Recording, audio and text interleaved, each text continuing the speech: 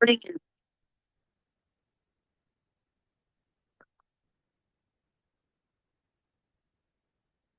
வாழ்க வையகம், வாழ்க வையகம், வாழ்க வளமுடன். குரு வாழ்க, குருவே துணை. வேதாத்திரியம் வாழ்க வளமுடன். இன்று வரை தோன்றிய அனைத்து சித்தர்களும் மகான்களும் மற்றும் வேதாத்திரிய கோட்பாடுகளை அகிலமெங்கும் உணர்வாக்கிக் கொண்டிருக்கும் வேதாத்திரிய உள்ளங்களின் மதிநுட்பமும் சூக்குமமாய் குரு அருளோடு சூழ்ந்து நாம் உய்வதற்கு துணை நிற்குமாறு என்று சங்கற்பட்டுக் கொண்டு இன்றைய தவ நிகழ்வை இறை வணக்கம் மற்றும் குரு வணக்கத்தோடு இனிதை துவங்குகின்றோம். இறை வணக்கம் பாட அருள்நிதி தமிழரசி ஆறுமுகமை அம்மா அவர்களையும், குரு வணக்கம் பாட அருள்நிதி ஜமுனாராணி அம்மா அவர்களையும் அன்புடன் அழைக்கின்றோம். வாழ்க வளமுடன்.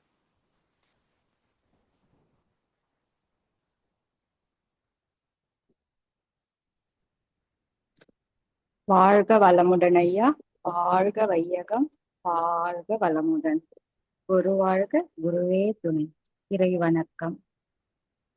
அழுத்தமெனும் உண்டாற்றல் ஒன்றை கொண்டே அணுமுதலாய் அண்ட கோடி அனைத்தும்மாக்கி, அழுத்தமெனும் உண்டாற்றல் ஒன்றை கொண்டே அணுமுதலாய் அண்ட கோடி அனைத்தும்மாக்கி, வழுத்துமோர் அறிவு முதல் ஐந்தும் மாறும் வகை வகையாய் உயிரினங்கள் தோற்றுவித்து முழு திறனுடன் காத்து முடிக்கும் மேலாம் முழு முதல் பொருளே நம் அறிவாயாற்றும். பழுத்த நிலை வரும் வரையில் நீ நான் என்போம், பழுத்த நிலை வரும் வரையில் நீ நான் என்போம், பதமடைந்தோம் ஒன்றானோம் பரமானந்தம், பதமடைந்தோம் ஒன்றானோம் பரமானந்தம். வாழ்க வளமுடன். வாழ்க வளமுடன். குரு வணக்கம். எப்பொருளை எச்செயலை எக்குணத்தை எவ்வுயிரை ஒருவர் அடிக்கடி நினைத்தால் அப்பொருளின் தன்மையாய் நினைப்போராற்றல் அறிவினிலும் உடலினிலும் மாற்றம் காணும். இப்பெருமை இயல்பூக்க நியதியாகும். எவரொருவர் குருவை மதித்து ஒழுகினாலும் தப்பாது குரு உயர்வு மதிப்போர் தம்மை, தப்பாது குரு உயர்வு மதிப்போர் தம்மை தரத்தில் உயர்த்தி பிறவி பயனை நல்கும், தரத்தில் உயர்த்தி பிறவி பயனை நல்கும். நன்றிகள் ஐயா. வாழ்க வளமுடன். வாழ்க வளமுடன். வாழ்க வையகம், வாழ்க வையகம், வாழ்க வளமுடன். இன்று நமக்காக சிறப்பானதொரு பஞ்சபூத நவகிரக தவம் நடத்திய அருள்நிதி ராதா ரவிச்சந்திரன் அம்மா அவர்களை வாழ்த்துவோம். அருள்நிதி ராதா அம்மா அவர்கள் வாழ்க வளமுடன். அவர்களின் அன்பு குடும்பம், அவர்களின் உடல் நலம், பொருள் வளம், மனவளம் மற்றும் அவர்களின் ஆன்மீக தொண்டு வாழ்க வளமுடன், வாழ்க வளமுடன், வாழ்க வளமுடன். தவத்தை தொடர்ந்து இன்றைக்கு கேள்வி பதில் நேரம். நம்முடன் மூத்த பேராசிரியர் அருள்நிதி பழனிசாமி வெளிச்சாமி அவர்கள் இணைந்துள்ளார்கள். வாழ்க வளமுடன் ஐயா. வாழ்க வளமுடன் ஐயா. ஐயா இந்த வாரம் முழுவதும் இனி பிறவி இல்லை என்ற தலைப்பில் ஞானக்களஞ்சிய பாடலுக்கு விளக்கமளித்துள்ளார்கள். அன்பர்களுக்கு ஏதாவது கேள்வி இருந்தால் கேட்டு பயன்பெறலாம்.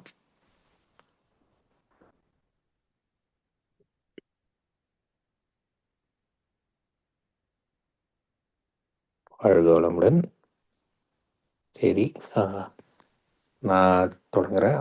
ஐயா, நீங்கள் புதன்கிழமை அந்த ரிலீஜன் சொல்லும்போது தமிழில் மதம் சமயம் ரெண்டு கருத்துக்கள் இருக்குன்னு அப்படின்னு சொன்னீங்க. அதுக்கு இன்னும் கொஞ்சம் விளக்கம் சொல்கிறீங்களா? ரெண்டுக்கும் எப்படி வித்தியாசம் உள்ள மூலப்பொருள் எப்படி வந்துச்சு அப்படின்னு? வாழ்க்கொள்முடன். அதாவது நம் தமிழில் சமயம் மதம் 2 சொற்கள் குறிப்பிட்டிருக்காங்க. ஆங்கிலத்தில் ரிலிஜன் என்ற ஒரே சொல் தான். ஆனால் ரெண்டுக்கும் பொருள் ஆராய்ந்து பார்க்குற போது ஒரே கருத்து தான். நடைமுறையில் மதங்கள் என்பது ஒரு எல்லைக்குள்ள இருக்கு. அதற்கென்று ஒரு வழிபாட்டு முறைகள், சடங்கு, சம்பிரதாயங்கள் என்று ஒரு எல்லைக்குள்ள நான் இன்னாருடைய கோட்பாடுகளை பின்பற்றுகிறேன் அப்படின்ற நிலையில புத்தருடைய கோட்பாடு ஏற்றவர்கள் புத்த மதம் சொல்லிக்கிட்டாங்க. இயேசுடைய கோட்பாடு ஏற்றுக்கொண்டவர்கள் நாங்கள் கிறிஸ்தவர்கள் அப்படின்னு சொல்லிட்டாங்க. இப்படி மதங்கள் உருவானது மகானை முன்வைத்து அவருடைய சீடர்கள் உருவாக்கியது தான் மதம். மகானே உருவாக்கிய மதம் அப்படின்னா இஸ்லாம் தான். அவர் நபிகளே இஸ்லாத்தை உருவாக்கி அதில் இந்த குரான் கோட்பாடுகள் எல்லாம் விளக்கி சொல்லிட்டார். ஆனால் சமயம் என்பது அப்படியே இல்லை. அதுக்கு யாரும் பெயர் வைக்கல. ஆதியிலே இறைநிலை அப்படின்ற ஒரு தேடல், அதில் பெற்ற அனுபவம் வரப்போகுது. அதில் அவங்க சொல்லப்பட்ட கருத்து சனாதன தர்மம் தான். அதாவது எல்லோரும் ஒரே மூலத்திலிருந்து வந்தவர்கள், எல்லோருமே பேதமற்றவர்கள் என்பதுதான் சன ஆதன தர்மம் அப்படின்னு அதுக்கு பேர் வச்சாங்க.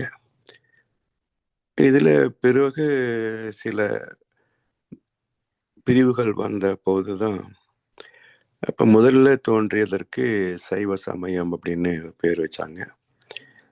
பிறகு சாக்தம், அதாவது சிவன் தத்துவத்துக்கு சைவம் என்றும், சக்தி தத்துவம் இயக்க தத்துவத்துக்கு சாக்தம் என்றும், அந்த இறைத்துகள் கூடி விண் ஆன போது விண் தத்துவத்துக்கு கானபத்தியம் என்றும், பிறகு காந்த தத்துவத்திற்கு கௌமாரம் என்றும் 4 சமயங்கள்.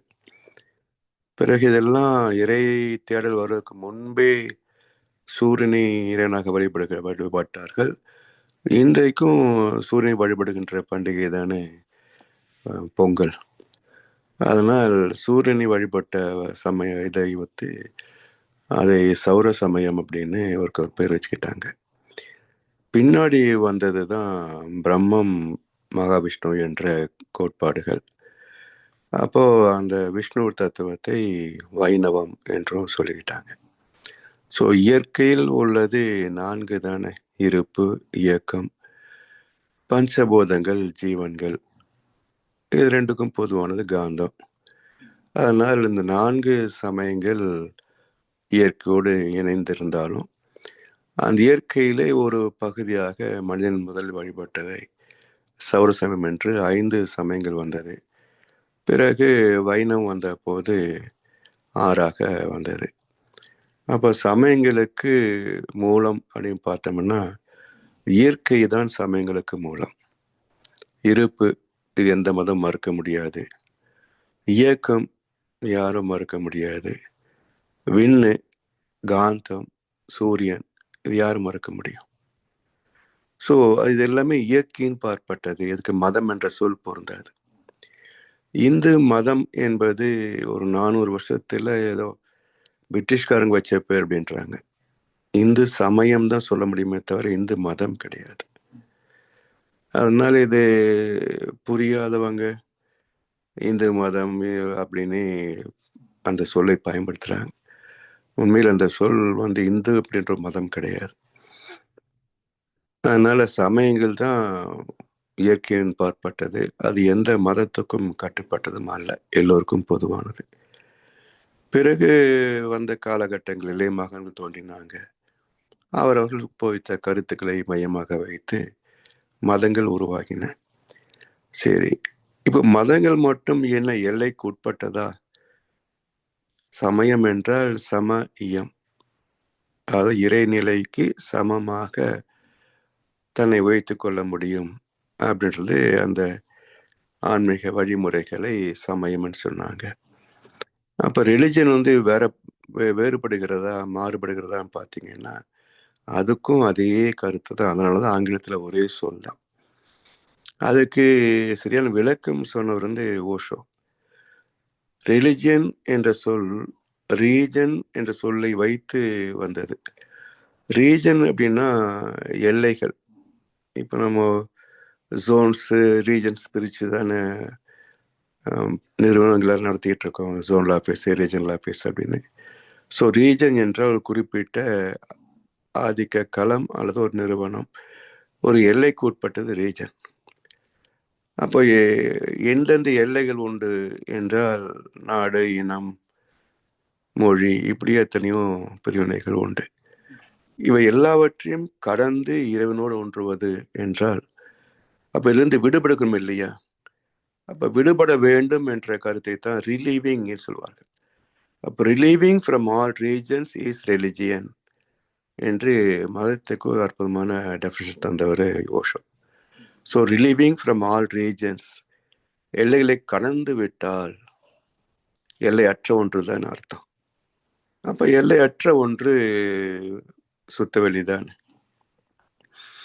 அதை சிவம் அல்லது பரமசிவம் சொல்கிறாங்க. அதுவே கிறிஸ்தவத்தில் பரமபிதான்றாங்க.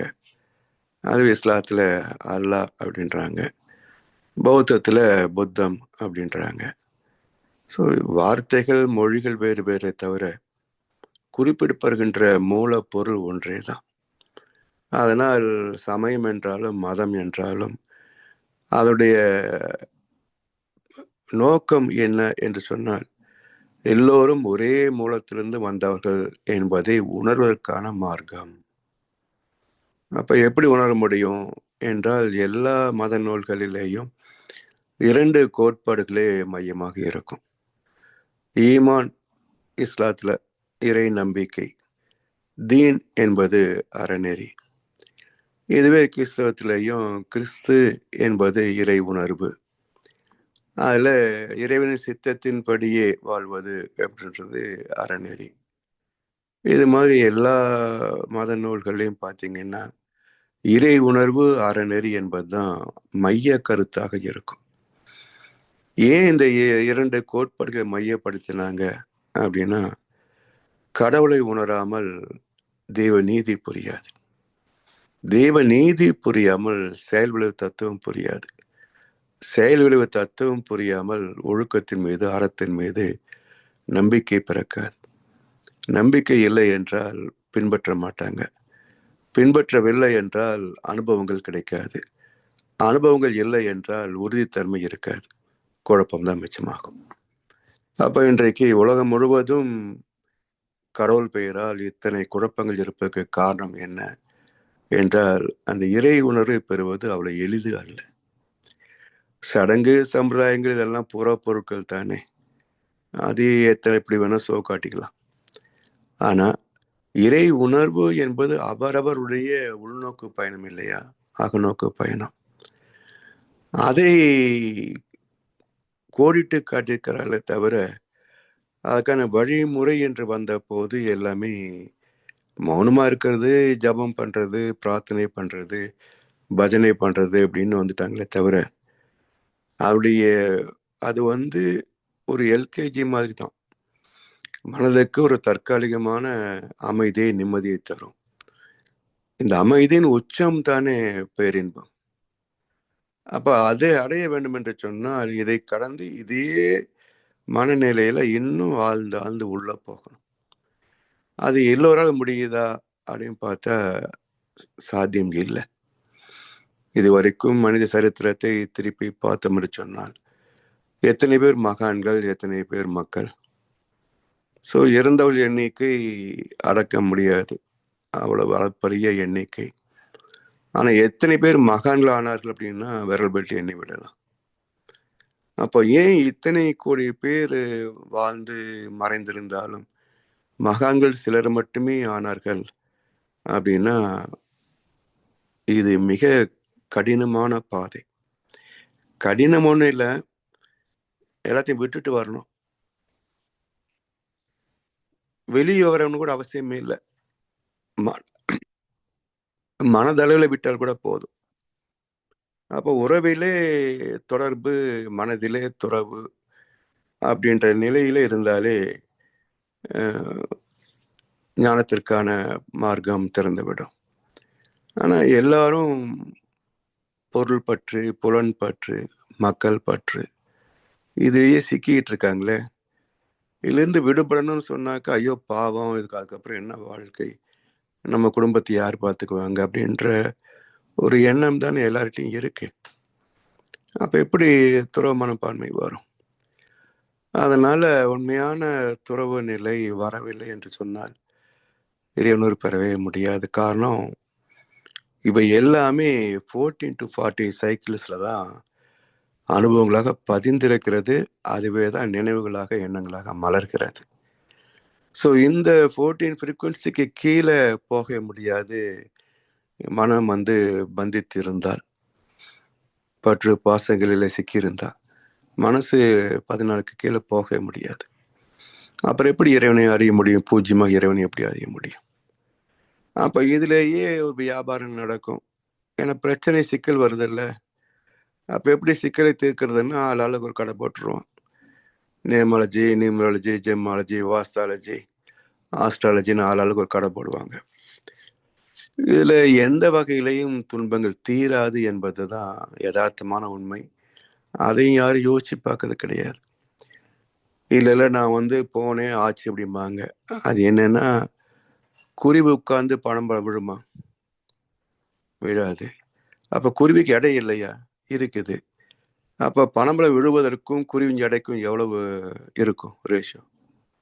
இது 1 கிலோ வச்சுக்கிட்டா குருவி ஒரு 10 கிராம் இருக்கும். அப்போ 10 கிராம் உட்கார்ந்ததுனால தான் விழுந்ததா பனம்பழம்? இல்லையா? அது போல இந்த சடங்கு ஒரு 10% தான் யூஸ் ஆகும். பூஜை, புனஸ்காரங்கள், பரிகாரம், யாகம், அது இது எது பண்ணினாலும் சரி, ஒட்டு மொத்தமா அத்தனை நம்பிக்கையும் 10% தான் நம்ம தர முடியும்.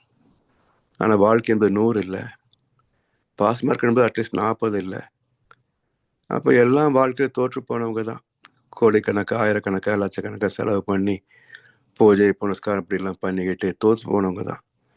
யாரும் இறைவனை பெற்றவர்கள் கிடையாது. அதனால இதை விட்டுட்டு உண்மையான துன்பம் இல்லாத வாழ்க்கைக்கு மார்க்கம் என்னன்னு சொன்னா கர்மயோகம் தான். அப்போ தனக்கோ பிறருக்கோ தற்காலத்திலேயோ பிற்காலத்திலேயோ உடலுக்கோ மனதுக்கோ துன்பம் இல்லாத வாழ்க்கை தானே நமக்கு துன்பத்தை தவிர்க்கக்கூடியது. அப்ப அந்த கர்மயோகத்தை பின்பற்றுவதற்கு என்ன செலவு? ஒன்றும் இல்லை. லாபம் அதிகமா இருக்கு. ஏன்னா இந்த வெட்டி செலவெல்லாம் கிடையாது. அப்போ சம்பாதிக்கிறது வசதியாகவே இருக்கும். பிறகு தேவையில்லாத பிரச்சனைகள், ஆசைகள் எல்லாம் இருக்காது. அப்போ சண்டை, சச்சரவுகள், போராட்டங்கள் எல்லாம் இருக்காது. அப்போ கர்மயோக வாழ்க்கை என்பது மிக எளிதான ஒரு வாழ்க்கை முறை. ஆனா இந்த என்ன சொல்றது, புலன் கவர்ச்சி, பொருள் கவர்ச்சி, இல்லை ஒரு ஈகோ, நான் பெரிய பணக்காரன்றதுல ஒரு கர்வம், இல்லை நான் பெரிய அதிகாரின்ற ஒரு கர்வம், இதெல்லாம் மதிக்கின்ற சமுதாயம், விரும்புகின்ற மக்கள் இருக்கிற வரைக்கும் இது வர முடியாது இல்லையா? அதனால கர்மயோகம் பகவத்கீதையில சொல்லப்பட்டாலும் கூட 3500 வருஷமா வெறும் புத்தகமாக தான் இருக்கே தவிர செயல்பாட்டுக்கு சேரலை. இன்னும் சொல்ல போனால் கர்மயோகம் என்றால் என்னென்னு பல பேருக்கு தெரியாது. உபன்யாசங்கள் உட்பட கர்மயோகம்னா பல பேருக்கு தெரியாது. அப்புறம் இவங்க எப்படி மக்களுக்கு சொல்லுவாங்க? அதனால எல்லாம் உருவத்தை வைத்து கொண்டு தான் பேசிட்டு இருப்பாங்களே தவிர மற்றபடி உண்மையான அசல் கருத்தை சொல்ல மாட்டாங்க. அதனால இந்த குழப்பம் உலகம் முழுவதும் இருந்துகிட்டே இருக்கு. ஆனா இதுக்கெல்லாம் ஒரு தீர்வு அப்பப்போ மகான்கள் வருவாங்கல்ல, அந்த வரிசையிலே தொல்காப்பியர்ல தொடங்கி பிறகு வேதவியாசர் வந்து வால்மீகி மகரிஷி, திருவள்ளுவர், இயேசுபிரான், நபிகள் எப்படி தொடர்ந்து வந்த குரு பரம்பரையில நமக்கு அற்புதமாக வந்து சேர்ந்தவர் வந்து வேதாத்ரி மகரிஷி. ஏன்னா இதுவரைக்கும் அவங்க எல்லாம் கதாபாத்திரங்கள், சம்பவங்கள் மூலமாக கருத்துக்களை சொல்லி வந்தாங்க. அப்ப அதுல என்ன சிக்கல்னா, ஒரு சம்பவத்துக்குள் பல தத்துவங்கள் அடங்கி இருக்கும். வரிசை கிடையாது.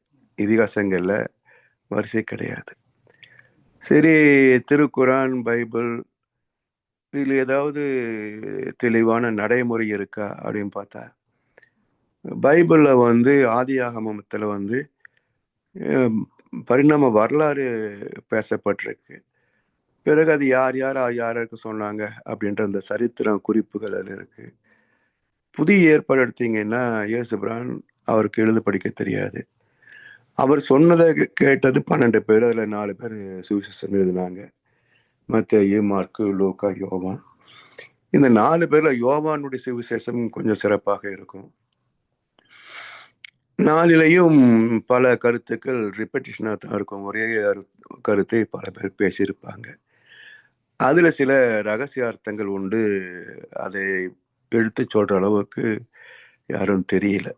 அவருடைய போதனைகள்லாம் பார்த்தீங்கன்னா மிராக்கிள் தான் பேசுவாங்களே தவிர குருடர்களை பார்க்க வைத்தாரு, பிணங்களை இழைப்பினார் இருக்குமே தவிர அதுக்கு உட்பொருள் வேற. அப்படிலாம் யாரும் செத்து போன பணத்தை எழுப்ப முடியாது. அதை வளர தெளிவாக சொல்லுவார். செத்தவர் எழுக என செப்பியான் எழுப்பிட அத்திரம் எனக்குள் அருப்பெருஞ்சோதி என்பார். அப்போ செத்தவங்க எழுப்ப முடியுமா அப்படின்னா அப்படி இல்லை. செத்து போன மாதிரி வாழ்ந்துட்டு இருக்காங்களே. வள்ளுவர் சொன்ன மாதிரி ஒத்தது அறிவான் உயிர் வாழும் மற்றையான் செத்தாருள் வைக்கப்படும். அப்போ வாழ்கின்ற மக்களிலே பிணம் போல் வாழ்பவர்களை வாழ்க்கை நோக்கத்தை சொல்லி தந்து அவர்களை மனிதனாக வாழ வைத்தார்ன்றதுதான் அர்த்தமே தவிர நிஜத்தில் செத்து போன பிணத்தை யாரும் எழுப்ப முடியாது. அதே போல திருக்குறான் பார்த்தீங்கன்னா வாழ்க்கை நெறிமுறைகள் அதிகமாக பேசப்படுகிறது. எப்படி குடும்பத்தில் எப்படி இருக்கணும், வியாபாரம் எப்படி செய்யணும், மனைவிடத்தில் எப்படி நடந்துக்கணும், கணவரிடத்தில் எப்படி நடந்துக்கணும் அப்படின்ற யதார்த்தமான வாழ்க்கை முறைகள் அதிகமாக பேசப்படும். ஆனால் இறை தத்துவமும் பிரபஞ்ச வரலாறும் அதில் அதிகமாக பேசப்படலை. இப்படி எல்லாம் திருக்குறள் மிக அற்புதமான நூல்.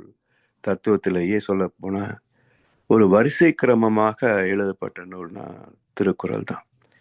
ஒரு மேதாவி அதை மாற்றி எழுதணும், அது அதிகாரங்கள் வந்து முன்னப்பின் இருக்குன்னு சொல்லுற உலகமாக முத்தமிழ் அறிஞர்.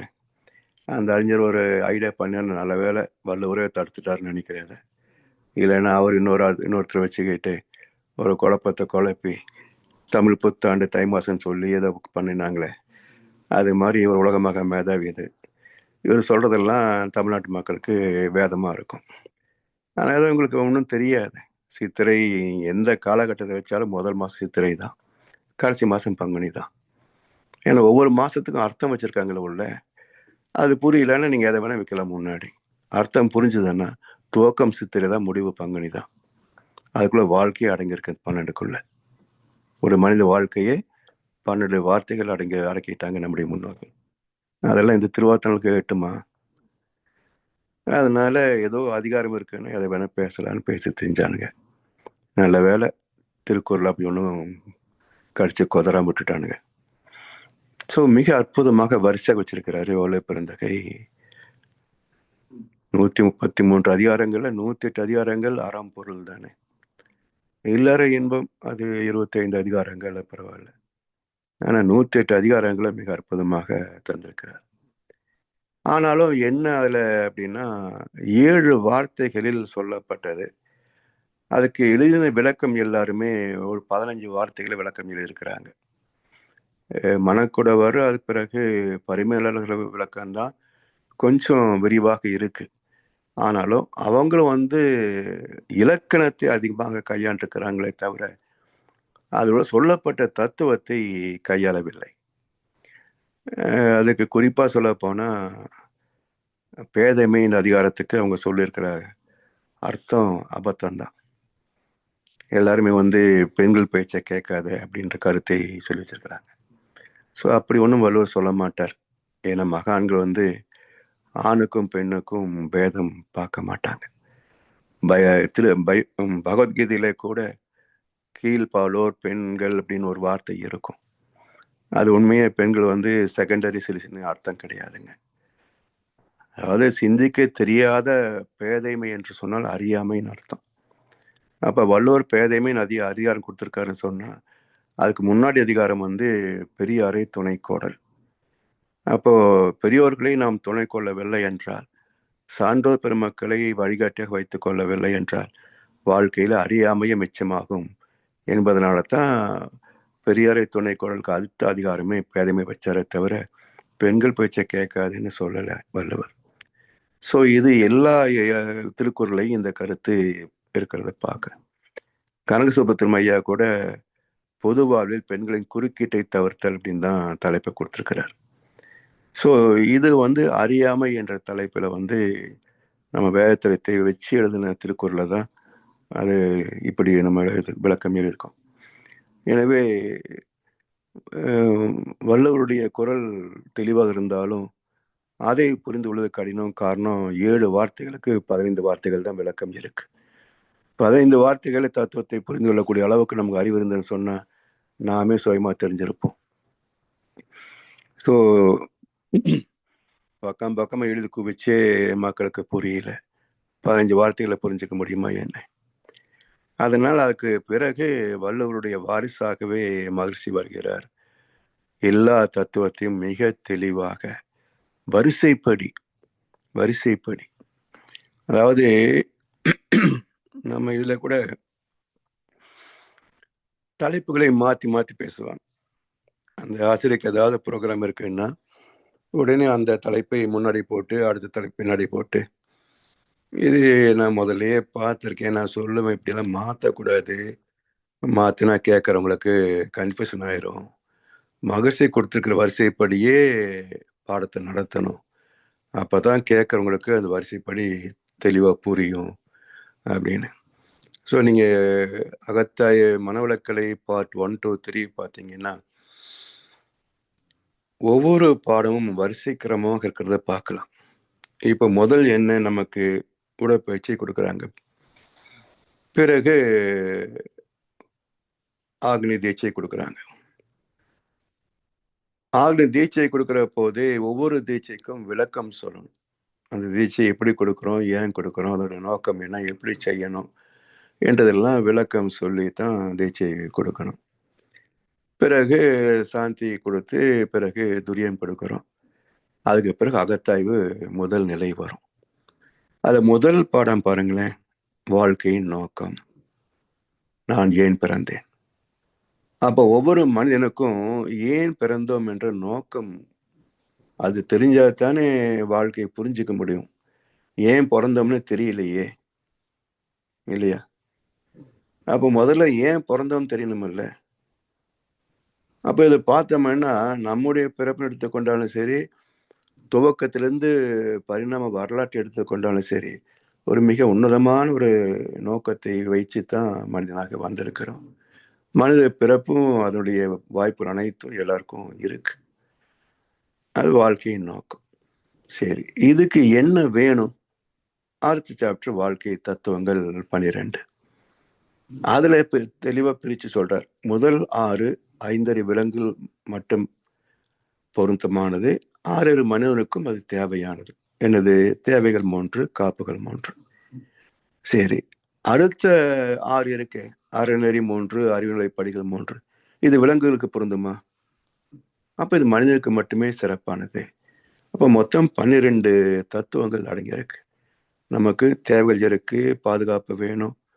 இது மட்டும் வாழ்க்கையில் வாழ்கின்ற முறையிலே அறநெறிகள் 3, அதே சமயத்தில் அறிவும் பக்குவமாகணும், அந்த படித்தளங்கள் 3 என்று இதுதான் வாழ்க்கை அப்படின்னு நோக்கத்திற்கு இங்கே விடை கொடுத்துட்டார்.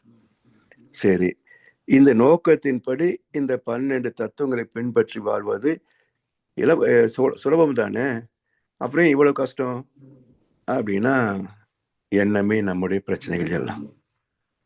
மனித ஜாதியின் துயரம் யாவுமே மனதினால் வந்த நோயடா. மனம்தான் பிரச்சனை, எண்ணம் தான் பிரச்சனை. அப்போ எண்ணத்தை ஆராய்ந்து பார்க்கணும். எண்ணத்தின் வகைகளே ஆசை, கோபம், கவலை, இந்த 3ம் உயிர் சக்தி அதிகமாக விரயம் செய்யக்கூடிய குணங்கள். இதெல்லாம் சீரமைக்கணும். அடுத்து 2ஆம் அகத்தாய்க்கு வந்துடும். இப்படி கடைசியில இறைநிலை தவம் என்று பிரம்மஞான பயிற்சியிலே தவத்துக்கு முழுமை தருகிறார். தத்துவ விளக்கத்திலே என்ன பட்டம் கொடுக்குறாங்க? பிரம்மஞானி. பிரம்மஞானி என்று சொன்னால் இறை உணர்வு பெற்றவர் அர்த்தம். அப்ப இறைவனை பெற்று விட்டால் அங்க எந்த குணங்களும் இருக்காது இல்லையா? தொண்டு வாழ்க்கை தான் இருக்கும். அப்போ மக்களுக்கு தொண்டு செய்யணும், வருபவர்கள் மட்டுமே ஆசிரியர் பயிற்சி எடுத்தால் போதும், மற்றவங்க பிரம்மஞானத்தில் போய்க்குங்க அப்படின்ட்டார். இப்படி துவக்கத்திலிருந்து கடைசி வரைக்கும் மிக அற்புதமான பாடத்திட்டங்களை தந்து அதை எளிதா வரிசையா போச்சுனாலே புரிந்து கொள்வதற்கு மிக எளிதாக இருக்கும். அதுக்கு துணையாக ஞான களஞ்சியம் பாடல்கள். ஒவ்வொரு பாட்டுக்குள்ளேயும் நுட்பமான விஷயங்கள் எல்லாம் இருக்கு. அதை 854 கவிகளையும் படிக்கிறதே பெரும் பாக்கியம் இல்லைங்களா? எத்தனை ஆசிரியர் பேராசிரியர் 854 கவி படிச்சிருக்காங்க கேட்டு பாருங்க. சாமிஜியே சொல்லுவாங்க, அது ஒரு காயலாங்கடை. காயலாங்கடைன்னா இந்த பழைய சாம்பலை விற்பாங்க பாருங்க, பழைய மார்க்கெட் விற்பாங்க. அங்கே நமக்கு எந்த பொருள் வேணுமோ அதை மட்டுமே போய் தேடி வாங்கிட்டு வரும். முழு கடை யாரும் சுற்றி பார்க்க மாட்டாங்க. அது போல் இந்த ஞான கலைஞர் ஒரு காயலாங்கடை, உங்களுக்கு எது வேணுமோ அதை மட்டும் போய் தேடிக்கிறீங்க அப்படின்னு சாமி ஒரு பல முறை சொல்லுவார். அப்போ அந்த முழுசும் சுற்றி பார்த்து என்னன்னு பார்த்தீங்கன்னா, இதனுடைய அத்தனை நுட்பங்கள் இந்த உரைநடையில படிச்சமே, அதுல உள்ள அத்தனை நுட்பங்களுக்கும் ஒரு விடை ஞான களஞ்சிய பாடல்களிலே உண்டு. அப்போ அந்த 1854 கவிகளுக்கும் நம்ம விளக்கம் தெரிந்து கொண்டோம் என்று சொன்னால் இதுக்கு மேல யாரும் சொல்ல முடியாது, சொல்றதுக்கு ஒண்ணு இல்லைங்க. சரி, அதை என்ன செய்தாங்க அப்படின்னா, மகர்ஷி என்ன தமிழா பண்ணிட்டா என்ன இலக்கணம் சுத்தமா எழுதுறதுக்கு, அவருக்கு இறைவனர்கள் தோன்றுச்சு, அப்படியே எழுதினார். அப்போ தமிழ் அறிஞர்கள் என்ன சொல்றாங்க, மகான்களின் வார்த்தைகளிலே இலக்கணம் பார்க்கக்கூடாது அப்படிம்பார். மகான்களின் வார்த்தை என்ன?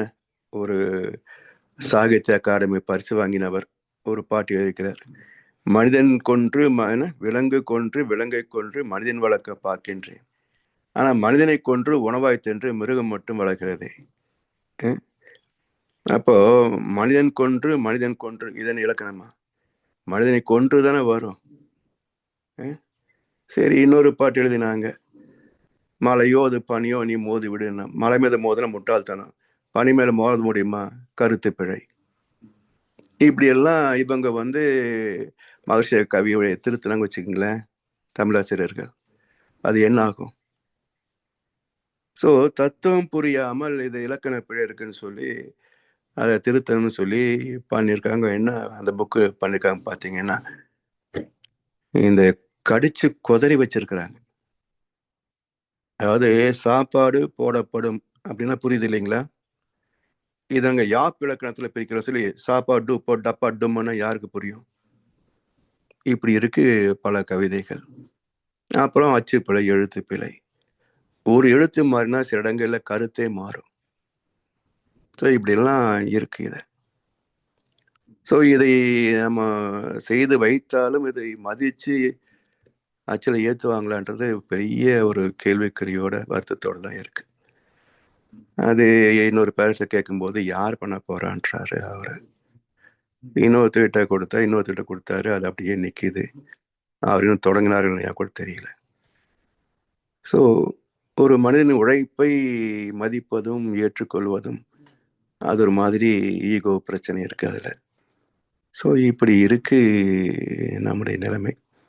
அதனால இறைவனை அடைவது அவ்வளவு எளிது கிடையாது.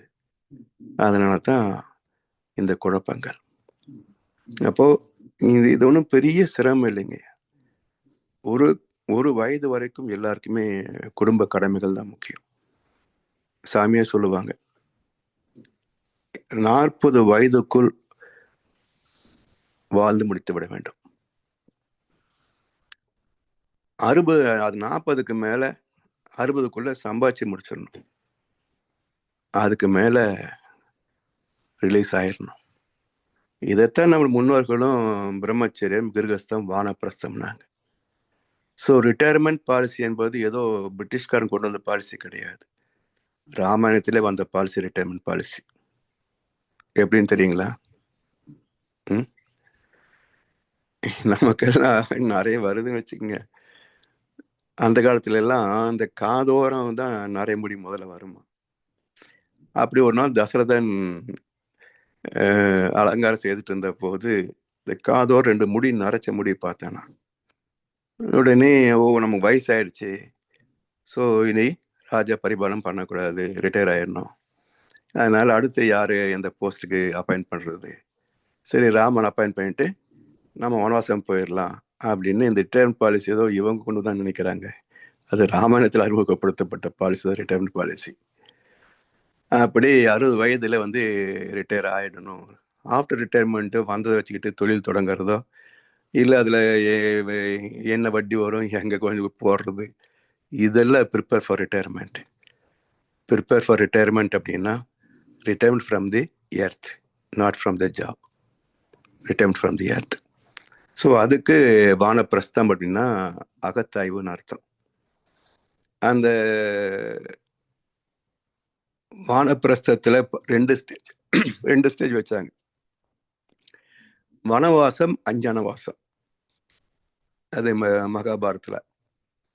வனவாசம் என்பது என்ன அப்படின்னா, நீங்க இந்த ஆன்மீக பயிற்சியில நம்ம ஓரளவுக்காவது பக்குவம் ஆகணும்னு சொன்னா குறைந்தபட்சம் 12 வருஷம் ஆகும். அதுக்கு முன்னாடி யாரும் ஞானம் பெற்றதாக சரித்திரமே கிடையாது. குறைஞ்சபட்சம் 12 வருஷம் ஆகும். அதுக்கு என்ன வனவாசம் என்பது அகத்தாய்வு, செல்ஃப் அனலைசிஸ். நம்முடைய வாழ்க்கையெல்லாம் சீர்தூக்கி கணக்கு போட்டு பார்த்து வாழ்ந்த கணக்கு என்ன, பாவமா புண்ணியமா, அதெல்லாம் கணக்கு போட்டு பார்த்து தன்னை திருத்தி கொள்ளுகின்ற நிலை வானப்பிரஸ்தம்.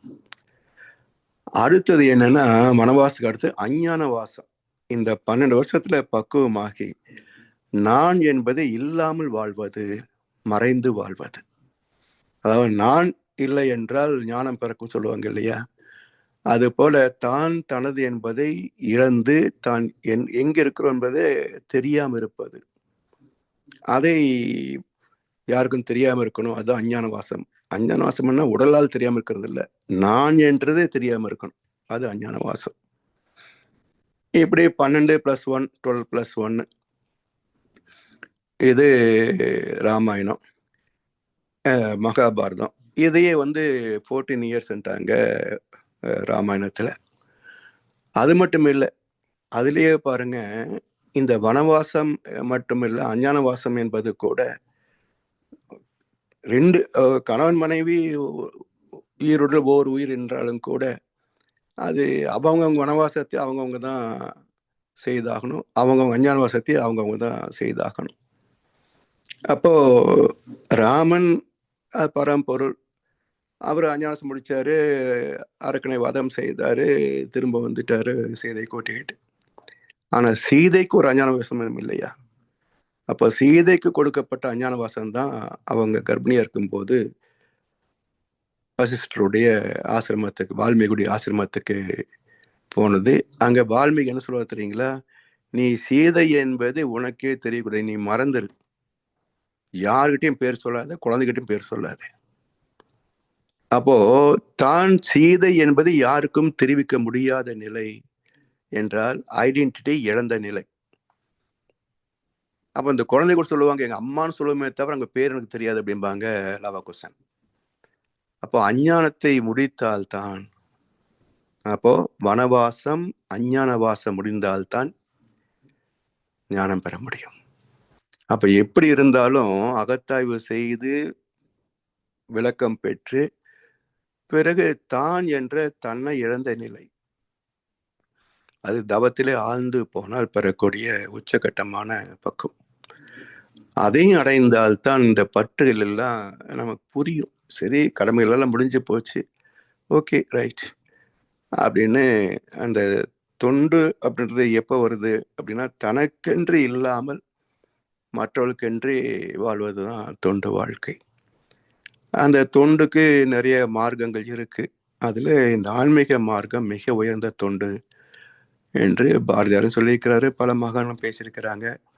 மகர்ஷியும் கடைசியில உலக நல தொண்டன் என்று தன்னை அறிவித்து வாழ்ந்து முடிந்தார்.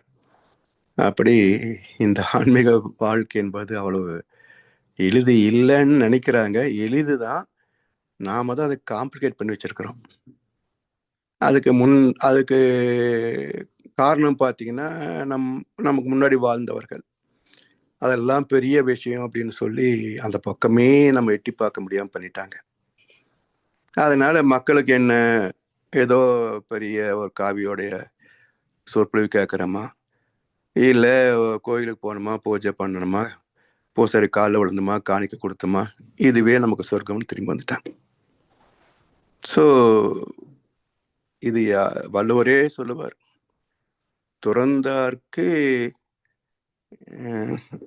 ஒரு கவி வரும், மறந்தார்கோள் மற்றவர்கள் தவம் பண்ண முடியும். அந்த பாதுகாப்பதற்குன்ற ஒரு வார்த்தை இருக்கு. துறந்தார்க்கு துப்புரவு வேண்டின்கோள் மறந்தார்கள் மற்ற அவர்கள் தவம் சொல்லும். துப்புரவுன்னா வாழ்க்கை வசதிகள். ஸோ துறந்தார்க்கு துப்புரவு வேண்டின் மறந்தார்கோள், ஞானிகளுக்கு எல்லாம் போய் பணிவிடை செஞ்சாலே போதும், அதுவே நமக்கு புண்ணியம், நாம தவம் செய்ய வேண்டியதில்லை அப்படின்னு எல்லாரும் தவத்தை மறந்துட்டாங்க போல. மறந்தார்கோள் மற்ற அவர்கள் தவம். அப்போ தவம் தான் வாழ்க்கையின் அடிப்படை. தவம் இல்லை என்றால் வாழ்க்கையே நடத்த முடியாது, வாழ்க்கையில நிறைவும் இல்லை என்று சொன்ன மகான் வள்ளுவ பெருந்தகை. தவம் செய்தாதான் குடும்பத்திலே கடமைகளை செய்ய முடியும். இன்னைக்கு எல்லாரும் பொறுப்பா குடும்பத்தை நடத்துற மாதிரி தான் தெரியுதுங்க. ஆனா எந்த குடும்பத்துல ஒருத்தருக்கு ஒருத்தர் மன வருத்தம் இல்லாம, கடும் சொல் இல்லாம, இல்ல சமுதாயத்துல குற்றம் இல்லாம இருக்க சொல்லும் பார்ப்போம். அப்ப எல்லாருக்குள்ளயும் இருக்குல்ல, எல்லா குடும்பத்திலும் இருக்குல்ல. அப்போ அதெல்லாம் காரணம் என்ன என்றால், தவம் செய்வார் தம் கர்மம் செய்வார். தன்னுடைய கடமைகளை யார் நிறைவாக சரியாக காலத்தால் துல்லியமாக செய்வார்கள் என்றால், யார் தவம் செய்கிறார்களோ அவர்களே செய்வார்கள். மற்றவங்க எல்லாம் அவம் செய்வார் ஆசை உட்பட்டு. ஒரே தீர்ப்பு, தவம் செய்யலைன்னு சொன்னா அவன் பாவம் செய்வாயா, நித்திரியான தீர்ப்பு. யாரோ ஏத்துக்குவாங்களா? நீ தவம் செய்யலன்னு பாவம் நிச்சயமா செய்வ. எப்படி? அவன் ஒரு தர்மத்தை வச்சிருப்பான் பாருங்க, அவன் ஒரு தர்மத்தை வச்சிருப்பான். இது எப்படி இறைவன் தர்மத்துக்கு பொருந்தும்?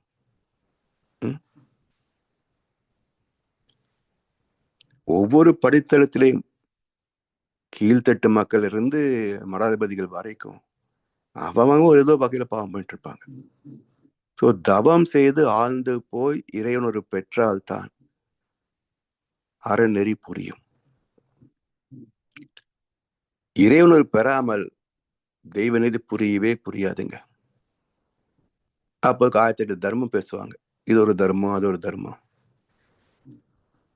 நம்ம இதுல பிறகு தனியா ஒரு கடை போட்டோங்கிறோமா. நேற்று அவனுடைய இது கேட்டு பார்க்கலாமேன்னு ஒரு உரை கேட்டேன் யூடியூப்ல. என்ன சொல்றாங்க, சத்ய துவாபர திரேதா கலியுகத்துக்கு அவங்க என்ன கணக்கு சொல்றாங்க. ஒருத்தர் ராமாவதாரம், கிருஷ்ணாவதாரம், இப்படியே ஒரு கணக்கு சொல்ல வச்சிருக்காங்க இந்த யுக கணக்குக்கு. இவங்க என்ன சொல்றாங்க, 100% தர்மம் இருந்தது சத்தியோகம், அது 50 இந்த 75 இந்த யுகம், 50 25 கலியுகம், இது 100 ஆச்சுன்னா அழிஞ்சு போயிடும் அப்படின்றாங்க. இதெல்லாம் எங்கே தெரிஞ்சுக்கிறாங்க? எப்படி பொருந்த முடியும்? யார் பர்சன்டேஜ் போடுறதுங்க? இன்னொருத்தர் சொல்றாரு, அம்மா கிட்ட இருந்து 50 பிரிண்ட், அப்பா கிட்ட இருந்து 50 பிரிண்ட் வந்து தான் குழந்தை பிறக்குதுங்கிற. இவர் எங்க கண்டுபிடிச்சாரு? இது யார் என்ன முடியும் பதிவுகளை? அப்போ பதிவுகளுடைய நுணுக்கம் எவ்வளவு, ஒவ்வொருத்தருக்குள்ள எத்தனை கோடி பதிவு இருக்குது, இதெல்லாம் மகர்ஷி எவ்வளவு நுணுக்கமா நம்ம சொல்லி கொடுத்துருக்குறாங்க.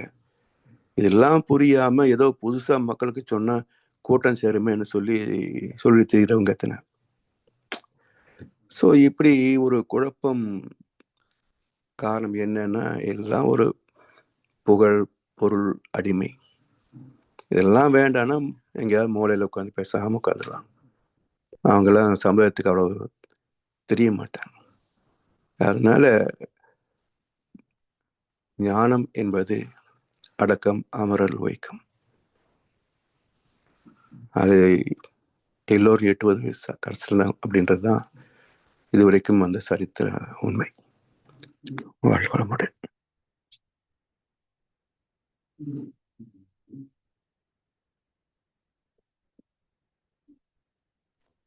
வாழ்க வளமுடன். வாழ்க வளமுடன் ஐயா. அருமையான விரிவான விளக்கம் ஐயா. நண்பர்களுக்கு இதுல வேற ஏதாவது கருத்துக்கள், கேள்விகள் இருக்கா?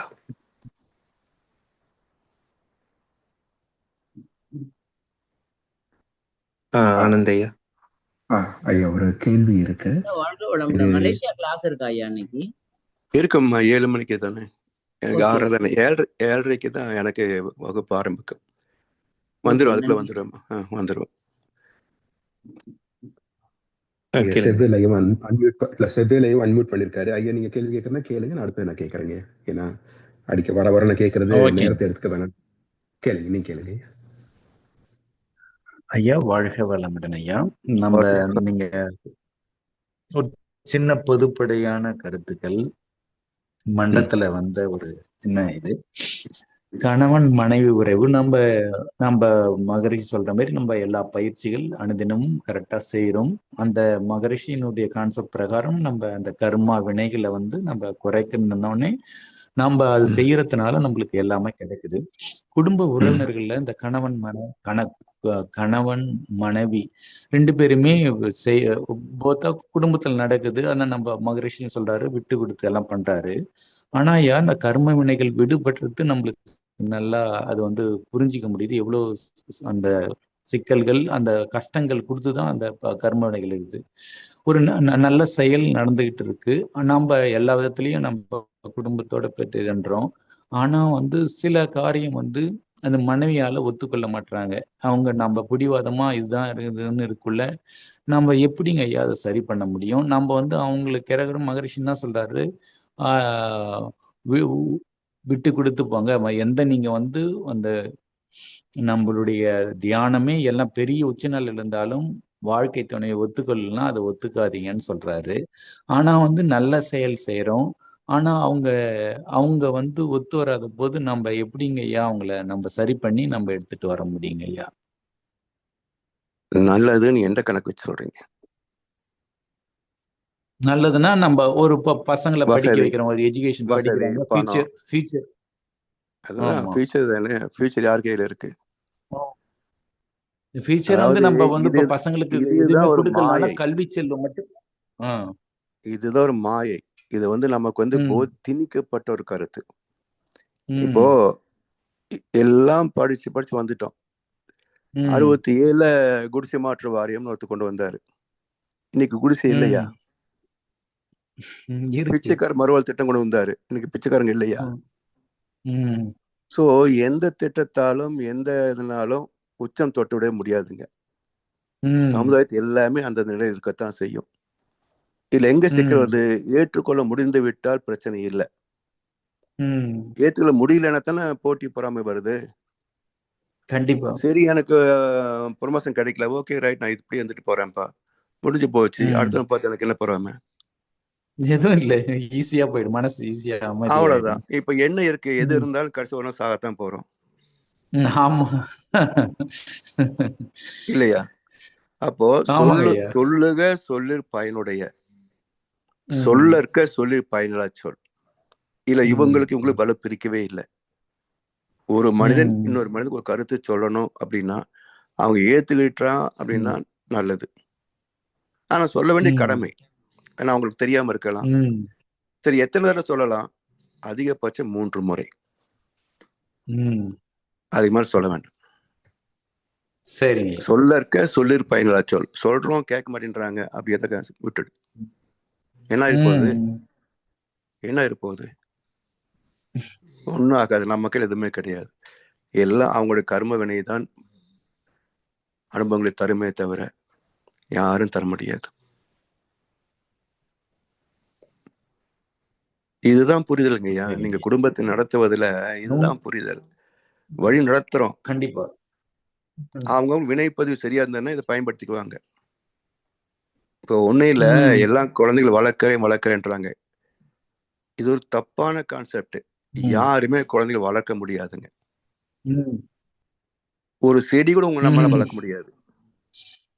குழந்தை விடுங்க, ஒரு செடியை நம்மளால வளர்க்க கண்டிப்பா. முடியாது. உரம் விதை போட்டோம், உரம் கொடுக்குறோம், தண்ணி பாய்ச்சுறோம், வேலி போட்டு பாதுகாப்பு கொடுக்குறோம், நல்ல இடம் வெளிச்சம் வரக்கூடிய இடமா வச்சிடுறோம். வளர்வது யாரை கேட்டு வளருதுங்க? நாளைக்கு தெரிஞ்சு வளர்ந்துருக்குன்னு நம்ம சொல்லிட்டு போய் வளர்ந்துருமா? சொல்லுங்க. எல்லாம் கொடுத்துருக்கேன் கரெக்டா, இல்ல. நாளைக்கு 2 இன்ச்சு வளர்ந்துருக்கணுமாக்கும் அப்படின்னு சொல்லி பாருங்க, வளருமான்னு. ம். ஒரு செடியை கூட நம்ம வளர வைக்க முடியாது. அப்புறம் போய் குழந்தைகள் எப்படி வளர வைக்கிறது? அப்படின்னா குழந்தை வளர்ப்பு என்பது நல்ல ஒரு விதை இருக்கணும். அப்ப நம்முடைய விதை நல்லா இருந்ததுன்னா குழந்தையும் நல்லா தான் இருக்கும். சரி, அதுக்கு தகுந்த சூழ்நிலை, நல்ல ஒரு பள்ளிக்கூடம், ஒரு சேர்க்கை, அதுக்கு நல்ல தேவையான வசதிகள், இதைத்தான் நம்ம செய்ய முடியுமே தவிர படிக்க வைக்க முடியுமா? அவங்க படிச்சாதான் முடியும். அவங்க தான் படிச்சாதான் உண்டு.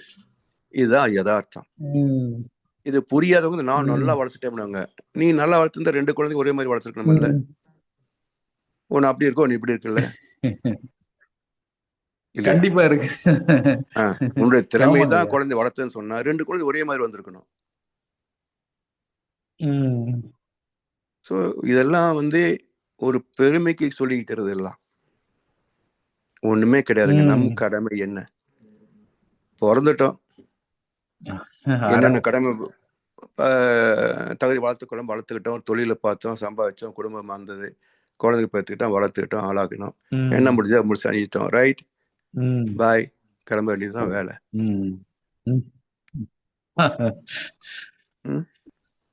சிம்பிளுங்க, லைஃப் சிம்பிளுங்க ஐயா. நாம தான் காம்ப்ளிகேட் பண்ணி வச்சிருக்கோம். 1008 இப்படி அப்படி இப்படி அப்படி. கண்டிப்பா கண்டிப்பா. கோடு போட்டு வாழ்ந்தவர் எத்தனை பேர், கொண்ட குறியும் தவறி போனவர்கள் எத்தனை பேர். கண்ணாசம் பாட்ட வாலி பாட்டத்தை கோடு போட்டு வாழ்ந்தவர்கள் எத்தனை பேர், கொண்ட குறியும் தவறி போனவர்கள் எத்தனை பேர். ஒண்ணும் இல்லைங்க, வினை பதிவுகள் தான்.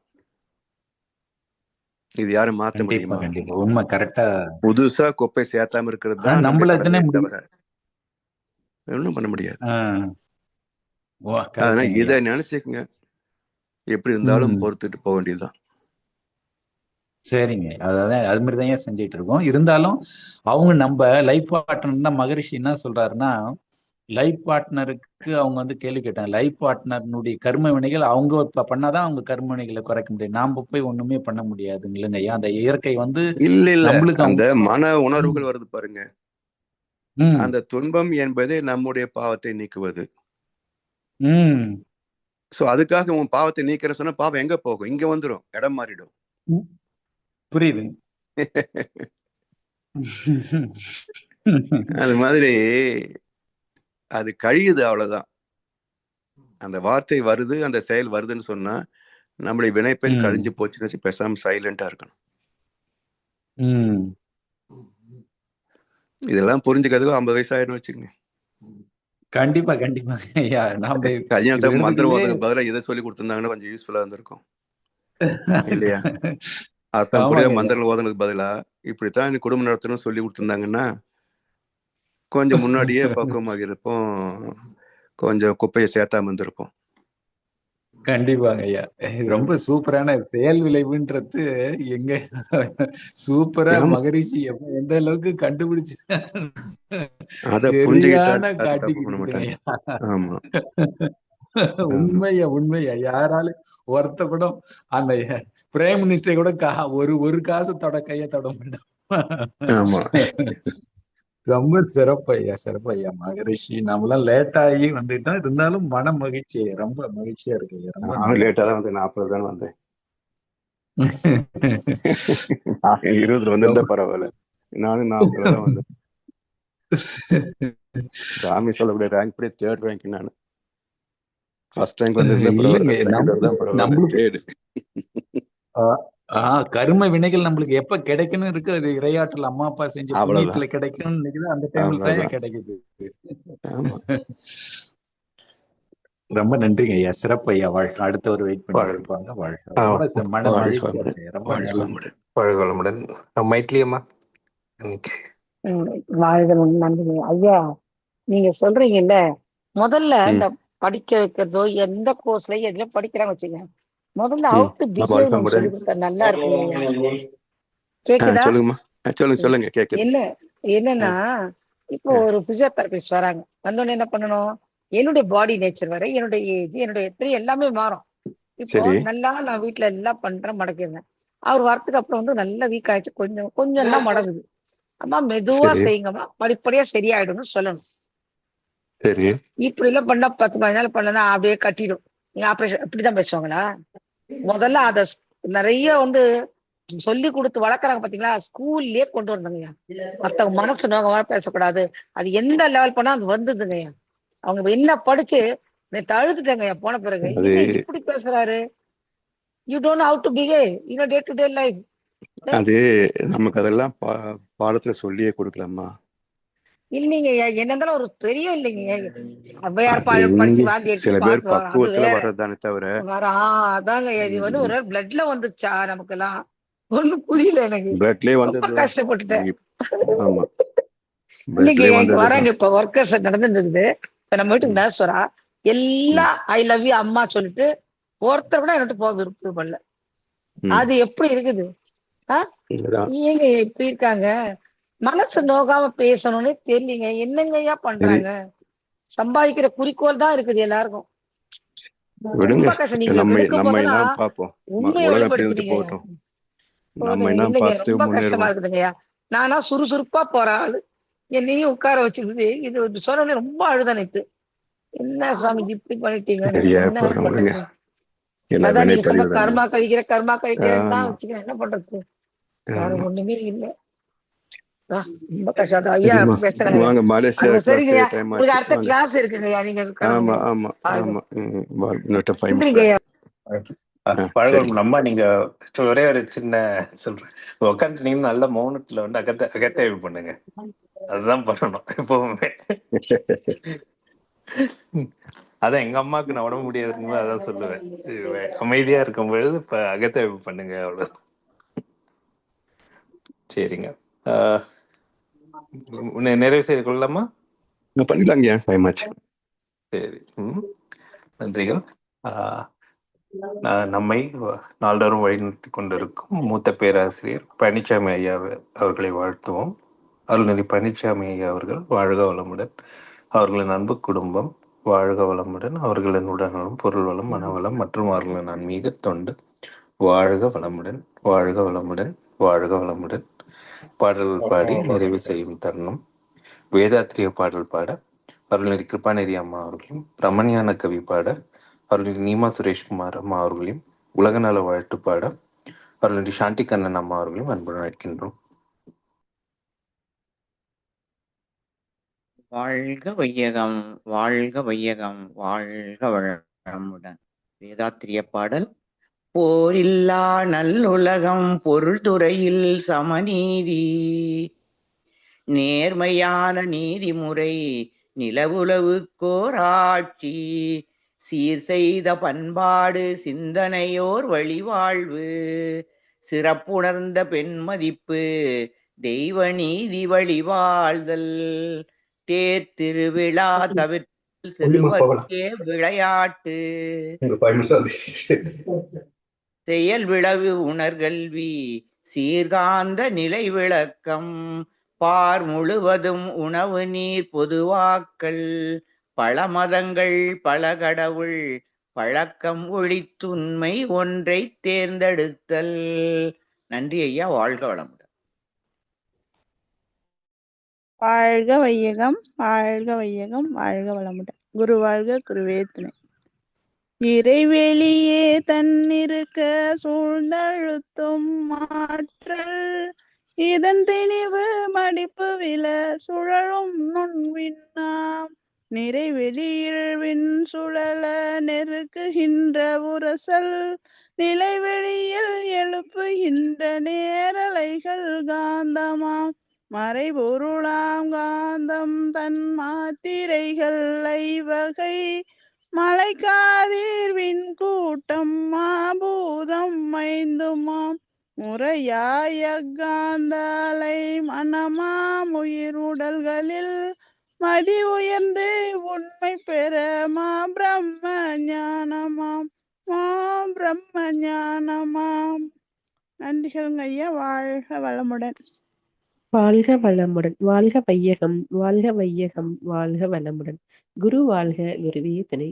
உலகளுக்கு உலகமெல்லாம் பருவமழை ஒத்தபடி பெய்யற்றும் உழவரெல்லாம் தானியத்தை உவப்புடனே பெருக்கட்டும் பல தொழில்கள் புரிகின்ற பாட்டாளி உயரட்டும் பகுத்துணர்வில் தொகுத்துணர்வு பண்பாட்டை உயர்த்தட்டும் கலகங்கள் போட்டி பகை கடந்தாட்சி நடக்கட்டும் கல்லாமை கடன் வறுமை கலங்கங்கள் மறையட்டும் நலவாழ்வை அளிக்கும் மெய் ஞான ஒளி வீசட்டும் நம் கடமை அறவாழ்வின் நாட்டத்தே சிறக்கட்டும் நம் கடமை அறவாழ்வின் நாட்டத்தே சிறக்கட்டும் நம் கடமை அறவாழ்வின் நாட்டத்தே சிறக்கட்டும்.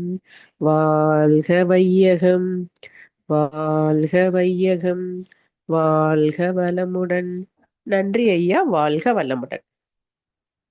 வாழ்க வளமுடன். இன்றைய தவத்தில் கலந்து கொண்ட நண்பர்கள், தவத்தை வழிநடத்தியோர், நற்சிந்தனை வழியோர், பாடல்கள் பாடியோர் அனைவரும் வாழ்க வளமுடன். அவர்களின் அன்பு குடும்பம், அவர்களின் உடல் நலம், மனவளம், பொருள் வளம், அருள் தொண்டு, ஆன்மீக தொண்டு. வாழ்க வளமுடன், வாழ்க வளமுடன், வாழ்க வளமுடன்.